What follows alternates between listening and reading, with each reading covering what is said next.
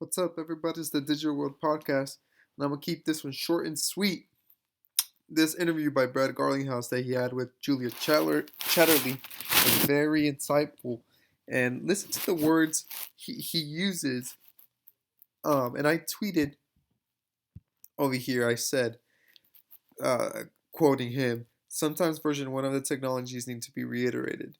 And one thing we have to make clear was never Bitcoin, but Bitcoin did pave the way for this digital asset space. And he also said power and carbon footprint may limit the success of these technologies. Now, these are his words. And listen to the interview because he drops knowledge that sometimes some people don't even know. They just make it as a foregone conclusion that, oh, it's the first, so it's got to be the best forever. And I mean, look at what happened in the .com era. The first ones that came, Netscape, for example, uh, were the first ones, but they were then followed by what we have today, Google Chrome. Okay, so it's the same idea. It's paving the way for the space. Now let's listen to the interview, and I'll pause in between to interject and give my thoughts on it. Let's talk more broadly about the future of regulation, Brad. And a lot of media discussion is focusing in on Bitcoin. We can't hide from the fact that this is the one that people are focusing on at this moment in time in particular.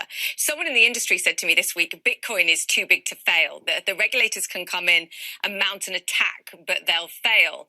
But where they perhaps could create waves is that they can take regulated businesses and say, you can't mess with this anymore. You have to separate yourselves. How do you see this playing out? Do you think mounting an attack from regulators is likely? And if so, why would it come? I think Bitcoin is certainly here to stay. I mean, you're now talking about the crypto industry, which you and I probably first started talking about the crypto industry together when it was maybe $100 to $200 billion market. Yes. Say it's 10x that, really $2 trillion. And whether we characterize it as too big to fail or not, I think at the end of the day, we should focus on, are we solving real problems with these technologies? If it's just speculation, it's just speculative hype, that will not sustain. But Bitcoin's solving a real problem. There's no question about that. And that's a store of value. Now, Bitcoin has not served what some thought might be the case in solving a payments problem. When you use proof of work or mining to validate transactions, that consumes a massive amount of energy. Bill Gates was recently quoted as saying that Bitcoin transactions are the least efficient payment transaction that man has ever created. And that doesn't mean that Bitcoin goes away. In fact, I believe Bitcoin will be very successful. It's the reason why we at Ripple are using XRP. It's about 100,000 times more efficient on a per transaction basis in terms of energy costs, speed of transaction. It's a much more efficient for something like a payment. And it's interesting because I always, in that last interview he had with Bloomberg that I showed yesterday, he always says that it's solved the issue that it was, or it has a use case, and he's saying that it's a store of value, which in part, yeah, it is.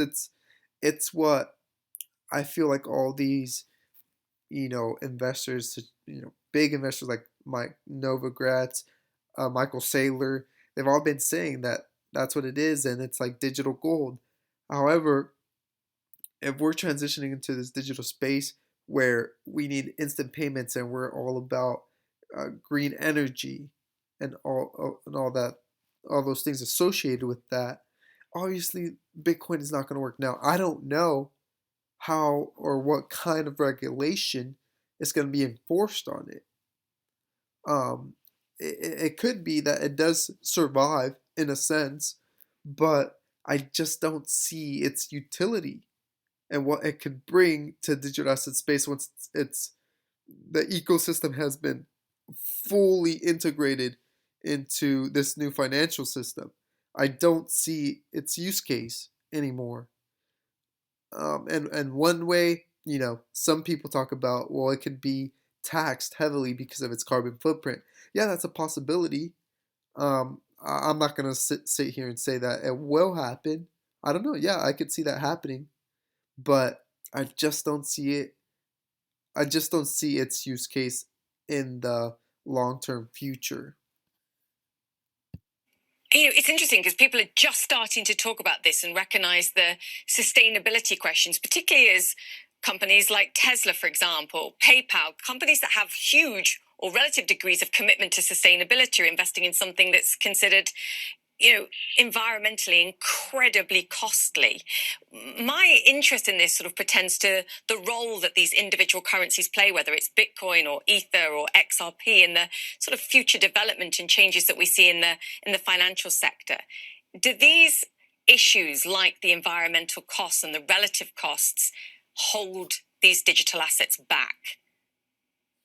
Look, the way I think about this is the industry needs to come together. And I think that if we want to see these technologies have the impact we think they can have in really revolutionizing how the financial systems work, not just in payments, but in maybe insurance or security settlement. There's a whole bunch of transactions that blockchain can make more efficient for consumers, for businesses.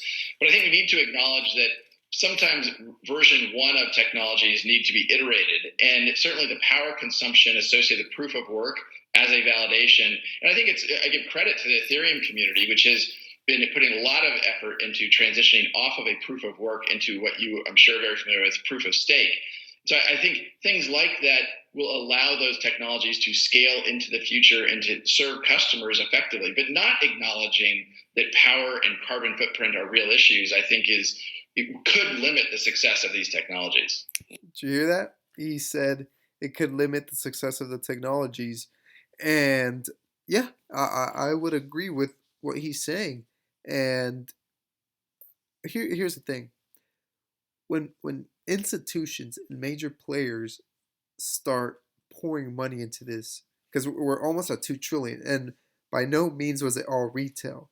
And Brad stated in his interview yesterday with Bloomberg that most of that money comes from institutions pouring in. And so, what does it look like? What does this space look like when all the money starts flooding in? And when all that money is going towards digital assets that have utility? Now, that's a question to ask yourself. Maybe that's a way where, these institutions or these role players say, you know what, I can no longer make money off of this Bitcoin thing. I can't. It's just, it doesn't help me at all. It's just there, sitting there as a store of value when I could be using like an XRP or an XLM to make transactions that's going to save me billions of dollars, which in essence is making you money. And you're also being able to use it in other ways to lend or whatever that will give you even more money. So, it could be that just Bitcoin may not be here because it doesn't provide what people will need it for. Its use case just won't be around anymore. Let's finish off this interview. Yeah, don't be a denier. Accept it and work out how we raise efficiency or what the utility value is relative to the cost. Brad, very quickly, exactly. I know you are a Bitcoin investor. Do you think Bitcoin's too big to fail? I think Bitcoin is not going away. That is for sure. I think the whole crypto industry is not going away. So yes, the answer is yes. Yes. Brad, great to chat to you. Keep us posted, please. Brad. And that's the interview. And so, yeah, I don't think Bitcoin's going to go anywhere, at least for now. But it's a real possibility in which it just doesn't get used, or people just realize that it's not useful for what this space has grown to be. Hope this episode has brought you some value. Like and subscribe, and start thinking about what are some possibilities in which Bitcoin just doesn't retain its value. This is the Digital World Podcast, and I'll see you in the next episode.